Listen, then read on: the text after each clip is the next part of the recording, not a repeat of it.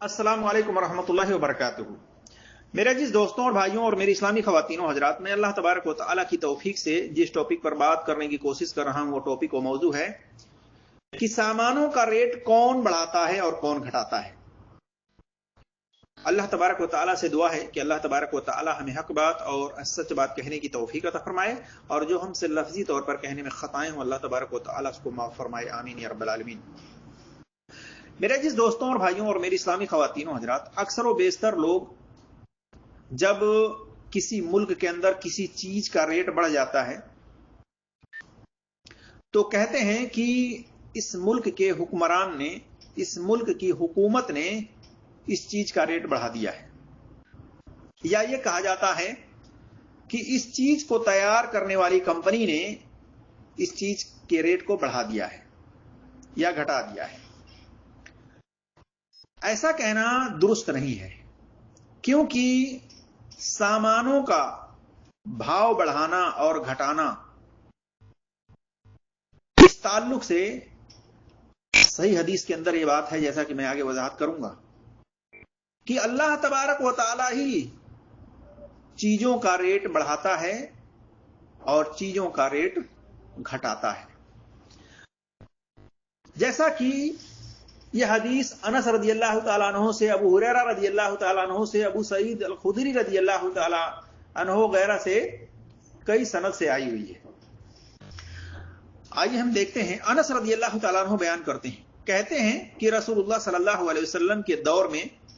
एक दफा कीमतें चढ़ गई, यानी कीमत बढ़ गई। लोगों ने पूछा अल्लाह के रसूल, लोगों ने अल्लाह के रसूल सल्लल्लाहु अलैहि वसल्लम से कहा कि अल्लाह के रसूल, हमारे लिए एक भाव फिक्स कर दीजिए, मुकर्रर कर दीजिए, हमारे लिए रेट फिक्स कर दीजिए। आप सल्लल्लाहु अलैहि वसल्लम ने फरमाया, अल्लाह ही भाव को मुकर्रर करता है, यानी उस चीज के रेट को फिक्स करता है,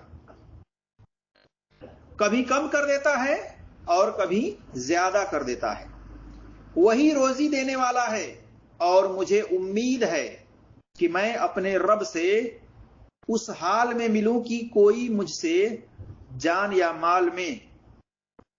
किसी जुल्म का मुतालबा करने वाला ना हो। यानी आप सल्लल्लाहु अलैहि वसल्लम इस हदीस के अंदर फरमा रहे हैं कि सामान का रेट बढ़ाने वाला और उसका घटाने वाला अल्लाह तबारक व तआला है। अल्लाह ही रोजी को तंग करता है और अल्लाह ही रोजी को ज्यादा करता है। अल्लाह ही रोजी को कम करता है, अल्लाह ही रोजी में बरकत देता है, यानी उसको बढ़ाता है। और आप सल्लल्लाहु अलैहि वसल्लम से कीमतों को फिक्स करने के बारे में कहा गया तो आप सल्लल्लाहु अलैहि वसल्लम ने कहा कि मैं नहीं चाहता कि मैं जब अल्लाह से मिलूं तो कोई ये न कहे कि आपने जुल्म किया है, यानी रेट को फिक्स करके आपने जुल्म किया है। तो आप सल्लल्लाहु अलैहि वसल्लम फरमा रहे हैं कि मैं नहीं चाहता कि कोई मुझसे मुतालबा करे, इस दुनिया से चले जाने के बाद, वफात पाने के बाद मुझसे मुतालबा करे कि आपने जुल्म किया है। तो आप सल्लल्लाहु अलैहि वसल्लम कहते हैं मैं रेट नहीं फिक्स कर सकता, क्योंकि रेट फिक्स करना, रेट को बढ़ाना घटाना, यह अल्लाह का काम है। अल्लाह बढ़ाता घटाता है। देखिए, सुनन इब्न माजा में हदीस नंबर 2200, सुनन अबी दाऊद के अंदर हदीस नंबर 3451, सुनन त्रिमिजी के अंदर हदीस नंबर 1314, सुनन दारमी में हदीस नंबर 2557, मुस्नद अहमद के अंदर हदीस नंबर 14057, अल मिशकात के अंदर हदीस नंबर 2894, सही इब्ने हिब्बान अल इहसान के अंदर हदीस नंबर 4914, 4935 वगैरह। और इसकी सनद को हाफिज जुबैर अली ज़ई रहमतुल्लाह अलैह, शेख अलबानी रहमतुल्लाह वगैरह ने सही करार दिया है। और मेरी तहकीक में भी यह हदीस शवाहिद की बिना पर सही है, जैसा कि शवाहिद और आगे हम आपके सामने बयान करने की कोशिश करेंगे। दूसरा तुर्क अनस रदियल्लाहु ताला अन्हु से इसी तरह से है کہ انس رضی اللہ تعالیٰ عنہ کہتے ہیں کہ ایک مرتبہ رسولullah صلی اللہ علیہ وسلم کے دور میں مہنگائی بڑھ گئی تو صحابہ نے عرض کیا، صحابہ نے کہا آپ صلی اللہ علیہ وسلم سے آپ ہمارے لیے بھاؤ مقرر کر دیں، قیمت فکس کر دیں۔ نبی صلی اللہ علیہ وسلم نے فرمایا قیمت کو فکس کرنے کا کام اللہ کا ہے، یعنی اللہ ہی فکس کرنے والا ہے، قیمتوں کو فکس کرنے والا اللہ ہی ہے۔ میں چاہتا ہوں کہ جب میں تم سے جدا ہو جاؤں، یعنی تم سے الگ ہو جاؤں، دنیا سے چلا جاؤں، تو تم میں سے کوئی اپنے مال یا جان پر کسی ظلم کا مجھ سے مطالبہ کرنے والا نہ ہو۔ دیکھیے مسند احمد میں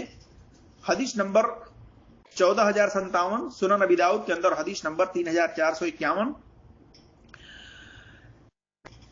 اسی طرح سے ابو ہریرہ رضی اللہ تعالیٰ عنہ سے دوسری سند سنن ابی داؤد کے اندر حدیث نمبر 3,450، مسند احمد میں حدیث نمبر 8,852، سنن کوبرا بہقی کے اندر حدیث نمبر 11,143 وغیرہ میں ہے، صحیح سند کے ساتھ۔ چوتھی سند ابو سعید الخدری رضی اللہ تعالیٰ عنہ سے سنن ابن ماجہ میں حدیث نمبر 2,201، تاریخ البغداد کے اندر خطیب بغدادی کی جلد نمبر 9 صفحہ نمبر 451 ہے۔ اسی طرح سے ایک سند عبداللہ بن عباس رضی اللہ تعالیٰ عنہ سے ہے، طبرانی صغیر کے اندر حدیث نمبر 542 میں۔ اس کی سند ضعیف ہے کیونکہ اس کی سند کے اندر علی ابن یونس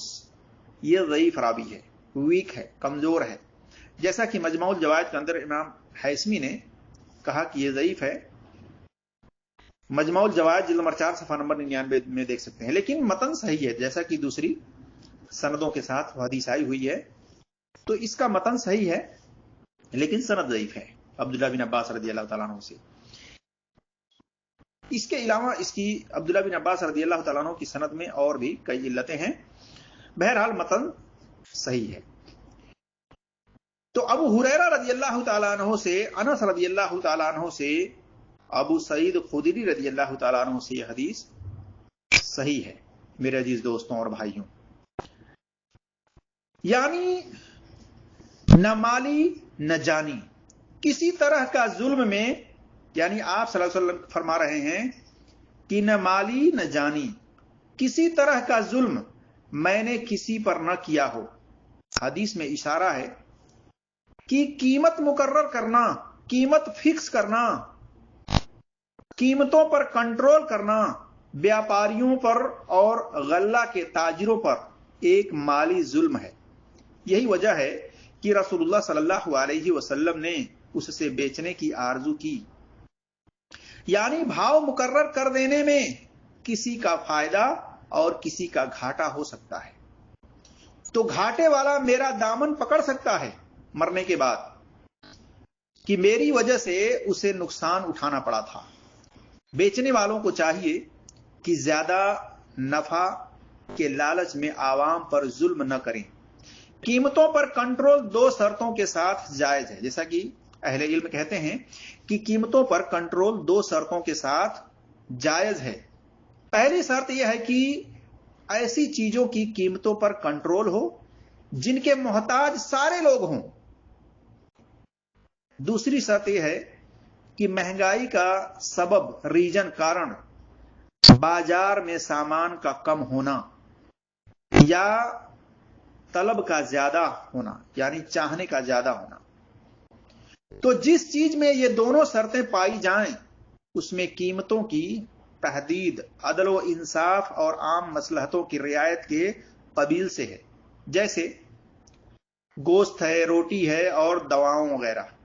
کی قیمتوں پر کنٹرول کرنا۔ جیسا کہ دیکھ سکتے ہیں مجمع الفقہ الاسلامیہ مکہ مکرمہ نے تاجروں کے منافع کے کنٹرول سے متعلق 1409 ہجری کی ایک قرارداد میں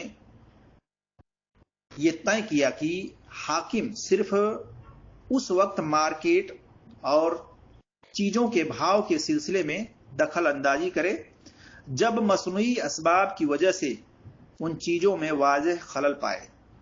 تو ایسی صورت میں حاکم کو چاہیے کہ وہ ممکنہ عادلانہ وسائل اختیار کر کے اس کے مسئلے میں دخل اندازی کرے اور بگاڑ، مہنگائی اور غبن فحش کے اسباب کا خاتمہ کرے. دیکھیے توضیح الاحکام من بلوغ المرام عبداللہ ابن عبد الرحمن البسام کی جلد نمبر 4 صفحہ نمبر 329 میں. یعنی جن چیزوں کے استعمال پر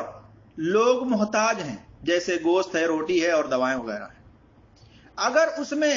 ظلم زیادتی کی جا رہی ہے تو ایسے میں حکومت دخل اندازی کر سکتی ہے اس کو کنٹرول کرنے کے لیے عدل و انصاف کے ساتھ.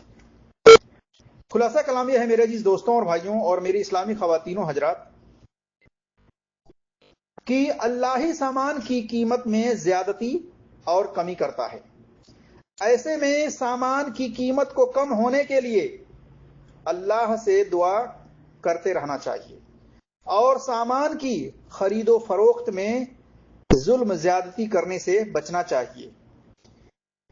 اس حدیث کی سند شواہد کے بنا پر صحیح ہے، جیسا کہ شواہد ابو ہریرہ رضی اللہ تعالیٰ عنہ، انس رضی اللہ تعالیٰ عنہ وغیرہ سے ہم نے آپ کے سامنے رکھا ہے. اور ایسا کہنا درست نہیں ہے کہ سامانوں کی قیمت میں انسانوں نے کمی زیادتی کی ہے یا حکومت نے کمی زیادتی کی ہے. یہ ایک تحت اور فراخی کی شکل میں اللہ کی طرف سے زیادتی اور کمی کی جاتی ہے، اور تنگی